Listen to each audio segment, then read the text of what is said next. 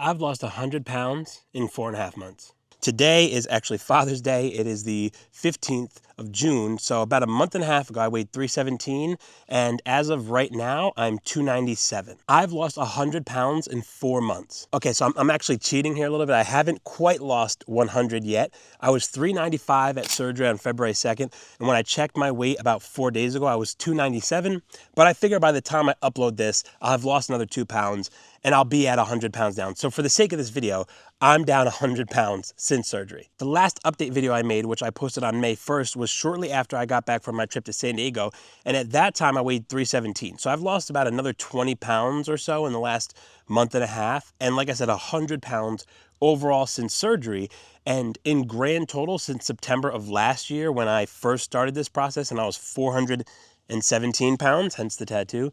I am down already over 100 pounds since then and quickly approaching the 150 pound mark just for that alone. Now I gotta say, it's been pretty emotional since getting back into the 200s because, you know, my initial goal, my first like big milestone was 350 because that was what I weighed back in 2020 when I first started to go through this process, like during the pandemic. So that was my first kind of like milestone. And when I hit that, I was really excited because at the time it was almost 50 pounds lost in surgery. You know, it was getting back to my weight from almost 5 years ago. So it was like turning back the clock. But getting into the twos is especially emotional because I literally could not tell you the last time I weighed myself and the number on the scale started with a 2. Like, if I had to guess, I would say the last time I was in the 200s at all was probably either high school or shortly after high school. And I graduated in 2012. So we're talking anywhere from like 10 to 13 plus years ago. In fact, I actually just recently did this like Instagram story challenge to post a picture of yourself now versus 2015. And I feel like what I weigh right now and how I look is probably right about what I did back then. So I would say like 2015 was probably like, I was probably where I'm at now back then, which is crazy because again, that's 10 years ago at this point. So it's like turning back the clock, and that's only going to continue the more and more that I lose weight and the healthier that I get. Now, I'll be honest, the last like 2 to 3 weeks has actually been really, really tough because as I just mentioned, like getting into the twos, like breaking out of the 300s and getting that number below 300 was really meaningful to me, and I had been thinking about it a lot. And as time goes on, I'm just going through the motions. I'm just waiting. I'm slowly approaching it, slowly approaching it. And once I hit like 305, I was like, okay, we're really close. I'm going to start really like checking and paying attention. And for that 2 to 3 weeks after I first hit 305, I was hovering anywhere between 300.3, so 300 pounds and, 3 ounces, and 305. I was just hovering in that area for like almost 3 weeks, and it was so frustrating. And even though I always recommend against like frequently weighing yourself, I was doing it like every other day, just waiting just to see it start with a 2. So I was like obsessing over it for like 3 straight weeks. And finally I was like, okay, you know what? I'm going to get back to my checking on Monday. I had checked on a Monday and it was like it was like 301 or something like that. So I'm like, I'm just going to let it go. I'll check once a week like I normally do. And, detachment to outcome. Learn that in therapy. I was like, I'm going to let go of it. And then, before I know it, it'll be there. And then a friend of mine had just asked me one day, he was like, have you broken into the twos yet? And I was like, okay, let me check again. This was on like a Thursday after I already checked on Monday. And I did. I was like 299.2 or something like that. So I had officially broken into the twos. And I'm not going to lie, when I saw the number pop up on the scale, I was in disbelief and I just immediately got really overwhelmed and started crying because like it's been so quick. I mean, in 4.5 months to lose 100 pounds is like absurd. But because of how quickly it happened and how like drastic the overhaul was, it kind of just felt like diving right into it. And I feel like I haven't really given myself a chance to kind of actually step back and appreciate the work I've put in. And that was kind of my moment to finally do so, to be like, wow, like you don't lose 100 pounds in 4 months by just doing nothing, regardless of the surgery or not. And don't get me wrong, I always say that the surgery, the gastric sleeve, is 100% a catalyst, the catalyst for all this. But at the end of the day, I've had to put that work in. I've had to get into the gym. I've had to go on hikes and walks and bike rides and do all these things. I've had to get my nutrition right. I've had to do all that stuff. And it felt like the first time kind of since the beginning of this process where I finally stepped back and was like, yeah, like I put that work in and now it's really showing. And the thing is, like, that's obviously a scale victory. I mean, that's like the biggest goal I've had so far that I've hit as far as the number on the scale. But the thing I keep telling people is it's the non-scale victories. It's the stuff that doesn't show up in the numbers that have really impacted my quality of life more than I could probably ever explain on video. Like, even just to come to this spot here and sit here and record this video, like, this is a place I've visited often, but I never knew it even went down this far. And by this far, I mean like another half a mile from where I usually just like, park and walk 2 minutes to go sit at. And it was a few months ago when I finally was like, you know what? I'm feeling better. I've lost some weight. I'm feeling healthier. I'm going to just explore the trail. And then I find this really great spot, which is really, really cool. And as of right now, at least, it's largely uninterrupted. So just the fact that I could like very easily, practically without breaking a sweat, could walk over to this spot where I had never even thought about doing that before. Or the fact that even before I got here today, earlier this morning, I went on an 11.5 mile bike ride. Like, I hopped on my bike, went to the Rosendale Trestle, and rode the rail trail about 5.5 miles out and 5.5 miles back. Like, I literally could never have done that before. Like, the fact that I even have a bike, I don't even know the last time I had a bike. I couldn't tell you the last time I had a bike and rode a bike up until this year.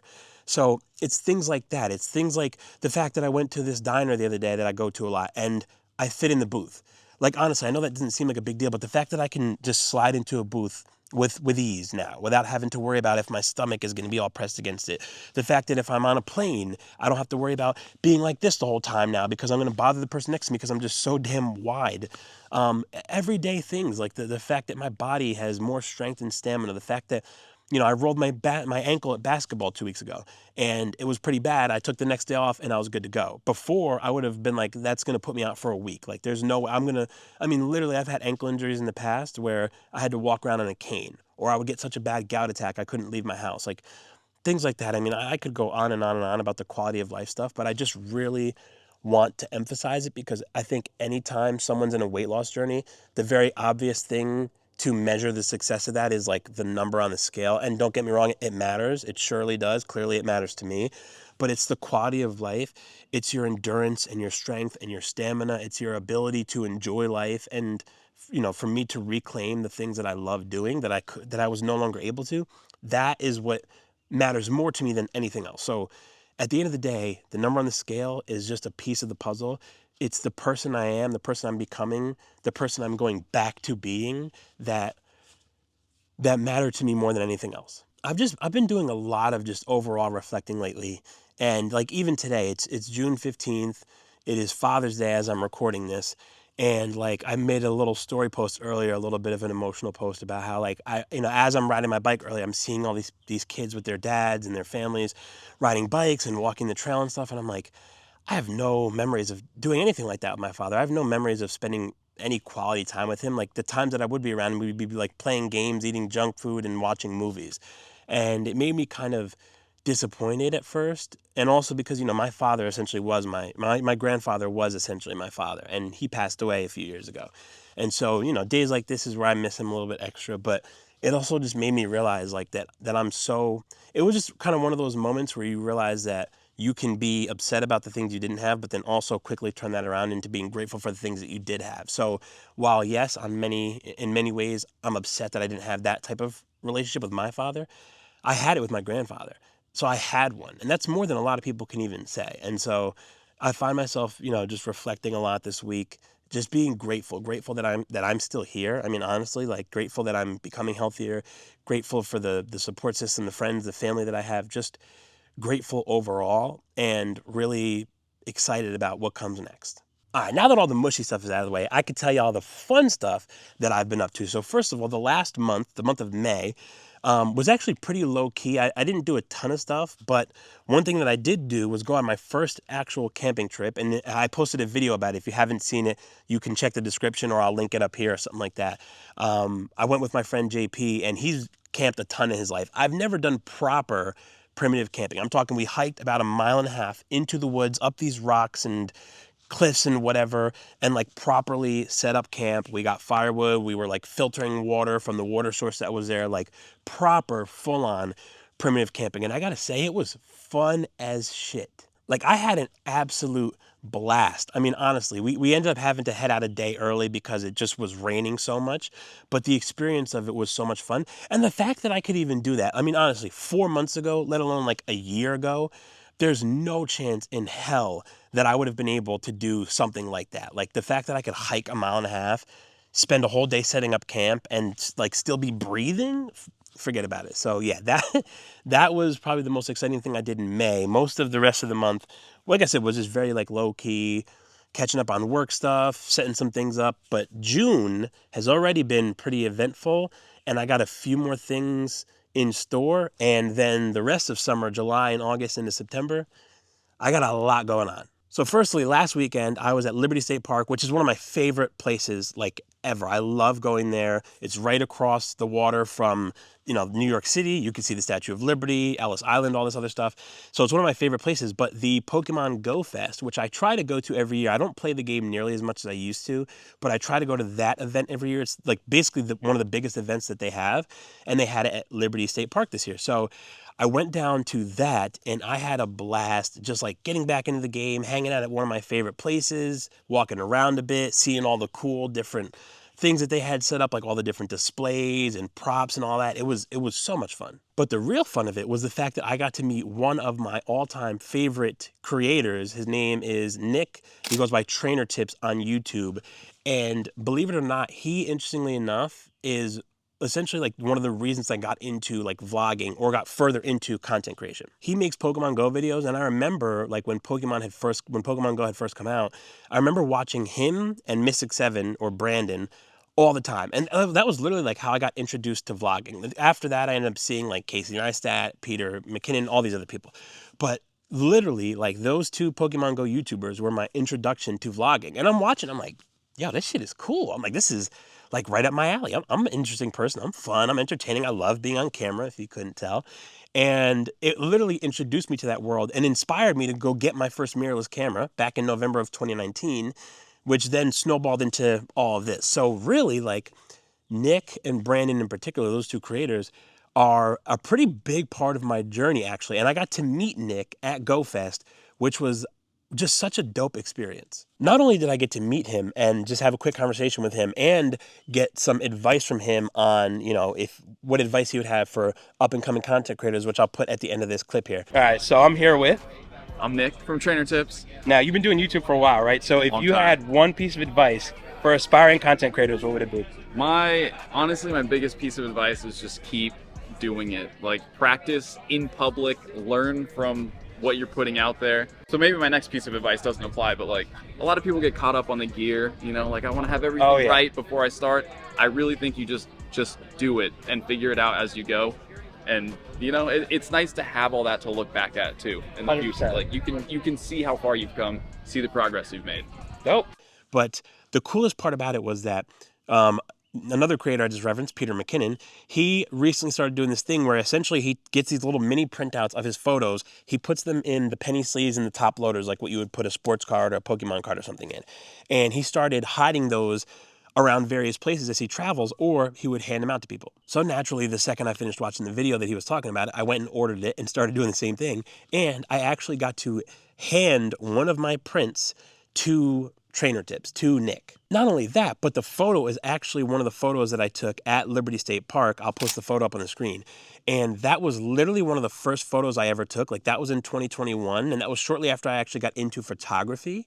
And JP and I took a trip down to Liberty State Park. And that was, if I can remember correctly, that was my first like photo trip, like my first trip anywhere that was just specifically to go there to take photos. So I'm really big on like those full circle moments. And so the fact that it was like a place that I really love, a place that was meaningful to me, a photo that was meaningful to me, and that I could hand it to a creator that was meaningful to me in a meaningful way that was inspired by another important creator that I follow. I couldn't have asked for more. Like, it was just such a dope experience. And also, JT Gilly, who's another Pokemon Go YouTuber who I actually met 2 years ago at GoFest. So I did meet him before. I got to find him and quickly stop him and also give him one of my prints, which was really cool. But I don't know, it was just like such a fun event. And I really love those moments where like you can jump back into a piece of you that used to be a major part of you but isn't so much anymore. Like when that game first came out in the first few years, I played it all the time. I made so many friends and I consumed so much content around it. And like I said, it literally inspired me to be more of a content creator. But of course, over the years, I've shifted away from it. I don't have the time or I'm not as interested. But those few moments, at least that one moment every year at GoFest where I get to go down there and kind of like get back into that mindset and remember how much I loved it and the fun and joy that it brought me and stuff was just so dope. So that was what I did last week. Next week, or I should say this week, because today's Sunday. So this week, I got a lot going on. First of all, Wednesday is the Build event, which is this massive photo, video, content creation event held by B&H. If you don't know B&H, what are you doing? B&H is like literally one of the biggest camera sellers and camera stores in the world. They're located in New York City. I've had the pleasure of going to that store. It's amazing.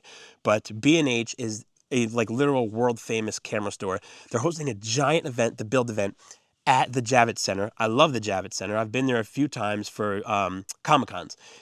Huge, massive venue. Love that place. So they're having the Build event this coming Tuesday and Wednesday. I'm going down on Wednesday with a couple friends of mine, and we're going to be spending the day just doing photo and video stuff. There are a ton of guest speakers in the photo, video, and content creation world, several of which are some of my all-time favorites. So Peter McKinnon, who, as I've mentioned him a few times in this video already, he's one of my all-time favorite photographers and YouTubers. He's going to be there, and I'm very much looking forward to handing him a print because it will be extra cool to give it to him, not only because, again, he's an important creator in my journey, but also because that particular idea came from him. So I think that would be really cool to see that reaction. Stay tuned. Maybe I'll have an update on that in the next week if I have a chance to actually see him. But beyond that, Kenneth Hines, or Professor Hines, who's my all-time favorite photographer. He's from New York City. He does a ton of street photography. He has some absolutely beautiful work. Is a guest speaker. I'm really looking forward to seeing him. Jared Polin, or Frono's Photo. I watch him a lot. Another one of my favorite creators. He's going to be there. The guys from Petapix. I mean, the list goes on. There are so many, but those are kind of like the important ones that I'm really excited to see. The fact that I get to be immersed in that world, I'm around like literally hundreds of other people who are interested in the same thing and doing the same things. I'm very much looking forward to that. And there's a creator after party at the end of the event. I don't know exactly what that entails, but I'm a creator. I love to party. So as a creator after party, I'll be there regardless. So yeah, that is Wednesday. And then on Friday, I'm heading to Toronto. I'm really excited about that because I have never actually technically left the country. I went to Puerto Rico last year, but Puerto Rico is technically a U.S. territory. So Canada will be the first other country I've ever visited. So I'm very excited for that because I've had a passport for a year and a half now and never used it. So I have a reason to use that now. But Toronto in particular has always been a city I really wanted to visit, mostly because it's relatively accessible. I'm going to drive up there. It's like a 7-hour drive for me. But not only that, but I've got several creator friends who I'm really, really excited to see up there. The two in particular are Paul and Matt, and those two are both photographers, videographers, YouTubers, and they're pretty like actively involved in that space. And Toronto seems to really be a hub for a lot of that stuff.